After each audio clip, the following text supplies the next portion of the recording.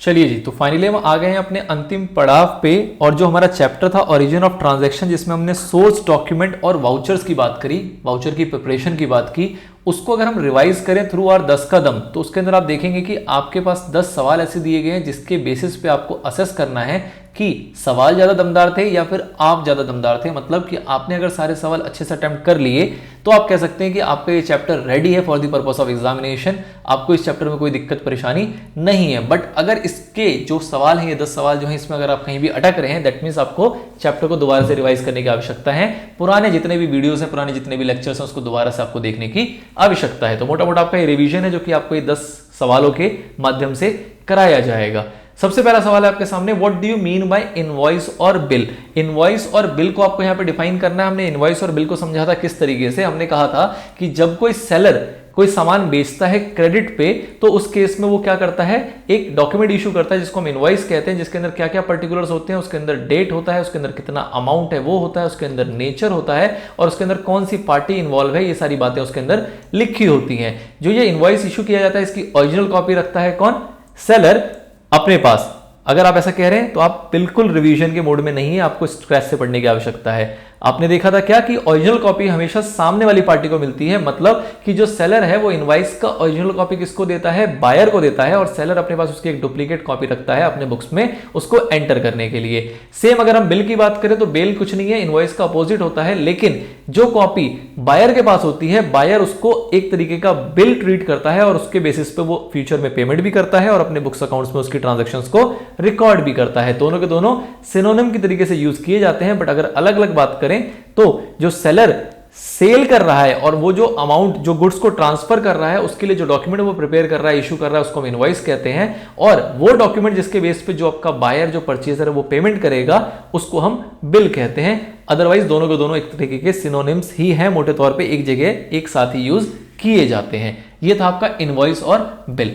Next question है, what is meant by debit vouchers. Debit vouchers क्या होते हैं, जैसे आपसे पूछा जाएगा तो आप थोड़ा सा पीछे जाओगे, आप बोलोगे कि वाउचर्स क्या होते हैं। वाउचर्स बेसिकली वो होते हैं जो आपको ट्रांजैक्शंस को आइडेंटिफाई करते हैं सोर्स डॉक्यूमेंट के बेसिस पे, और वो ये बताने का काम करते हैं कि आपका जो ट्रांजैक्शन है, जो सोर्स डॉक्यूमेंट है, उसके बेसिस पर ये बताते हैं कि ट्रांजैक्शन को जब आप रिकॉर्ड करेंगे तो आपको किसको डेबिट करना है और किसको क्रेडिट करना है। अब डेबिट क्रेडिट जब हमें पता लग जाता है तो हम देखते हैं कि कितने प्रकार के आपके वाउचर्स होते हैं। तो एक आता है आपका कैश वाउचर्स, एक आता है आपका non cash vouchers. Cash voucher दो पार्ट में डिवाइड होता है, एक होता है डेबिट वाउचर, एक होता है क्रेडिट वाउचर। डेबिट वाउचर का मतलब क्या है कि वो वाउचर जहां पे आपको डेबिट ढूंढना है, क्रेडिट आपको पता है कि क्रेडिट तो क्या होगा, कैश ही होगा। मतलब कि जितने भी कैश पेमेंट्स के वाउचर होते हैं, क्योंकि कैश पेमेंट में आपका कैश हमेशा क्रेडिट होगा, आपको डेबिट वहां पे फाइंड करना है। तो डेबिट वाउचर का मतलब क्या है कि debit voucher are those vouchers which are prepared when cash payments are made. जब कैश में पेमेंट की जाती है तब डेबिट वाउचर प्रिपेयर किया जाता है। एग्जांपल के तौर पे कह सकते हो आप कि आपने सैलरी पे किया, आपने गुड्स परचेज किए कैश में,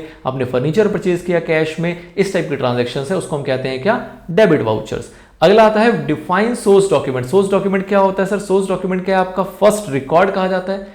इसकी जब इसको डिफाइन करेंगे तो आप क्या एलिमेंट्स लिखेंगे, पहला कि सोर्स डॉक्यूमेंट आपका फर्स्ट रिकॉर्ड होता है। जब भी हम बुक्स में किसी भी चीज को रिकॉर्ड करने जाते हैं तो उसके फर्स्ट रिकॉर्ड का क्या माना जाता है, आपका सोर्स डॉक्यूमेंट। उसके बाद सोर्स डॉक्यूमेंट में क्या क्या चीजें होती हैं, सोर्स डॉक्यूमेंट में मोटे मोटे तौर पे 3 बातें होती हैं। डेट होता है, अमाउंट होता है, और क्या नेचर है उस ट्रांजैक्शन का वो लिखा होता है। और इसके अलावा अगर क्रेडिट में होगा तो ऑब्वियसली उसके अंदर पार्टी की जानकारी भी होती है। और उसके बाद हम कहते हैं कि सोर्स डॉक्यूमेंट के बेसिस पे ही हम वाउचर्स प्रिपेयर करते हैं और उसके बाद फर्दर बुक्स ऑफ अकाउंट्स में ट्रांजैक्शंस को रिकॉर्ड किया जाता है। तो ये 3 बातें आप इसके अंदर लिख देंगे, आपका सोर्स डॉक्यूमेंट पूरी तरीके से डिफाइन हो जाएगा। अगला आता है कि कैश मेमो क्या होता है। कैश मेमो का मतलब क्या है कि जब भी कैश में सेल होती है, मतलब कि जब कोई ट्रेडर गुड सेल करता है कैश में, तो वो कैश मेमो इशू करता है। कैश मेमो की ओरिजिनल कॉपी दे देता है बायर को, अपने पास रखता है उसकी डुप्लीकेट कॉपी, और वो जो कैश मेमो वो एक प्रकार का सोर्स डॉक्यूमेंट माना जाता है at the time of cash sales. Cash sales के केस में जो आपको एक इनवॉइस मिल रहा है, जो पर्ची मिल रही है, उसको हम कैश मेमो के नाम से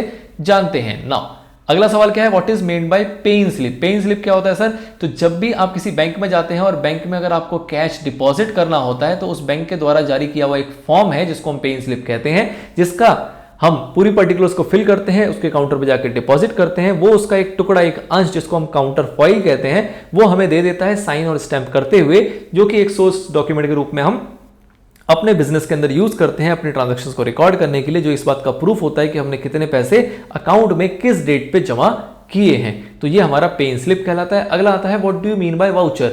तो वाउचर के बारे में हमने देखा कि सोर्स डॉक्यूमेंट आपका फर्स्ट रिकॉर्ड है, लेकिन उसके बेसिस पे आपको क्या बनाना पड़ता है, वाउचर। वाउचर क्या मदद करता है, वाउचर मदद करता है किसी भी ट्रांजैक्शंस को रिकॉर्ड करते वक्त क्या डेबिट होगा कौन सा अकाउंट और कौन सा अकाउंट क्रेडिट होगा, कितने अमाउंट से कौन सा डेबिट होगा, कितने अमाउंट से कौन सा क्रेडिट होगा, ये बताने का काम कौन करता है, आपका वाउचर।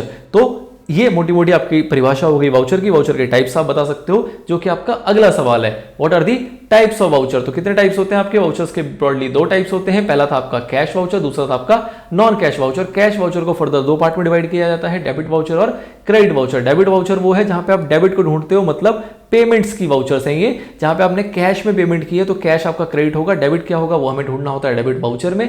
और क्रेडिट वाउचर होता है जहां पे आपको कैश रिसीव हुआ है, तो कैश तो डेबिट है वो हमें पता है, क्रेडिट क्या है वो हमें ढूंढना होता है कि किस अकाउंट को अपने को क्रेडिट करना है। और जो नॉन कैश वाउचर्स है जहां पे हमारा कैश का कोई इन्वॉल्वमेंट नहीं है, वहां पे हमें डेबिट भी फाइंड आउट करना है, क्रेडिट भी फाइंड आउट करना है, और दोनों अकाउंट को हम फाइंड आउट करके कहां लिखते हैं, नॉन कैश वाउचर्स के अंदर। फर्दर जो एसेंशियल एलिमेंट्स है वो इसके अंदर हमने देखे थे कि क्या क्या चीजें होना जरूरी है। तो कोई भी वाउचर ऐसा है जिसके अंदर क्या क्या होना चाहिए, उसके अंदर डेट होना चाहिए। सबसे पहले अगर टॉप की बात करें तो नेम होना चाहिए, जो भी फर्म का नाम है, उसके बाद डेट होना चाहिए, उसके बाद उसमें सीरियल नंबर होना चाहिए। सीरियल नंबर के बाद आपने किसको डेबिट किया किसको क्रेडिट किया वो पता होना चाहिए, कितने अमाउंट से डेबिट क्रेडिट हुआ है वो पता होना चाहिए। उसके बाद आप लिखते हो उसका नरेशन, उसके बाद जो अकाउंटेंट है वो साइन करेगा, उसके बाद जो मैनेजर या ऑथराइज पर्सन है वो साइन करेगा। ये सारे एसेंशियल एलिमेंट्स थे किसके, वाउचर्स के। ठीक है सर।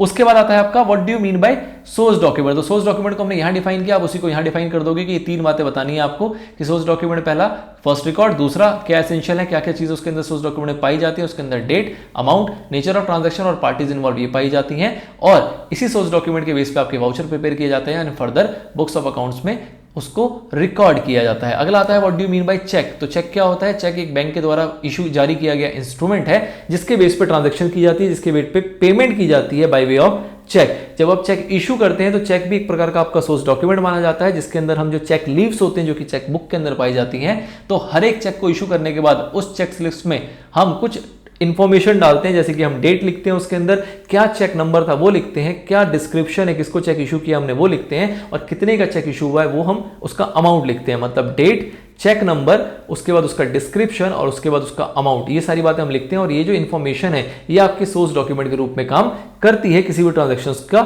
जब हमें वाउचर्स या फर्दर उसको बुक्स में रिकॉर्ड करना हो। नाउ नेक्स्ट आता है what do you mean bye debit note and credit note. इसके बारे में हमने डिटेल में चर्चा की थी। हमने देखा था क्या कि दो व्यक्ति हैं, एक है आपका सेलर, एक है आपका बायर।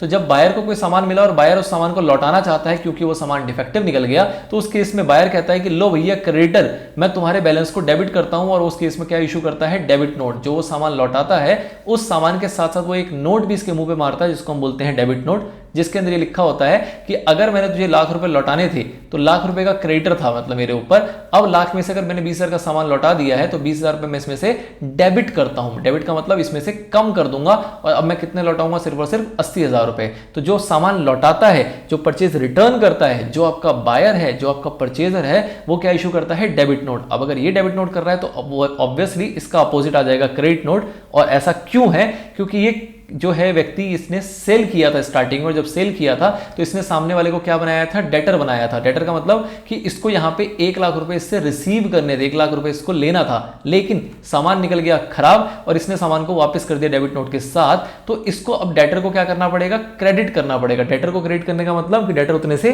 कम हो जाएगा। तो जब डेटर को ये क्रेडिट करेगा 20,000 रुपए से, तो आपका डेटर जो है वो कितने का बच जाएगा, 80,000 रुपए का। तो डेटर को इसने अगर क्रेडिट किया है तो ये एक प्रकार का कंफर्मेशन है कि लो भैया मैंने तुम्हारा इतना उधार कम कर दिया। तो इसके संदर्भ में वो क्या इशू करके देगा, इसको इशू करके देगा क्रेडिट नोट। तो बेसिकली दोनों के दोनों आपके एक प्रकार के सोर्स डॉक्यूमेंट माने जाते हैं, जो कि कभी भी जब सामान लौटाया जाता है, मतलब जब परचेज रिटर्न होता है, जब बायर जब सामान लौटाता है तो इसके साथ साथ में एक डॉक्यूमेंट इशू करके देता है जिसको हम डेबिट नोट कहते हैं, और सेलर जब उसकी कंफर्मेशन दे देता है सामने वाले को तो वो एक डॉक्यूमेंट इशू करता है जिसको हम क्रेडिट नोट के नाम से जानते हैं। तो मोटे मोटे तौर पर ये दो बहुत ज्यादा रियल लाइफ में यूज होते हैं और लोगों को बहुत ज्यादा इसमें कंफ्यूजन होती है। फिलहाल मैंने काफी ब्रीफ करके इसको समझाया है, बट इसके बारे में मैंने डिटेल में एग्जांपल देते हुए आपको पूरे 10 से 12 मिनट में सिर्फ ये चर्चा समझाई थी कि डेबिट नोट क्या होता है, क्रेडिट नोट क्या होता है, क्यों इसको यूज में लाया जाता है और क्यों इसको डेबिट नोट और क्यों किसी को क्रेडिट नोट कहा जाता है, क्या रीजन है, कब डेटर कम किया जा रहा है, कब क्रेडिटर कम किया जा रहा है। तो हमने मोटे तौर पर यही समझा कि जब क्रेडिटर को कम किया जाएगा तो डेबिट नोट इशू करेंगे और वो हमेशा परचेजर इशू करेगा, और जब डेटर को कम किया जाएगा तो क्रेडिट नोट इशू किया जाएगा और वो हमेशा आपका सेलर इशू करता है। तो this is all about this chapter. I hope आपको चीजें से समझ में आ गई होंगी।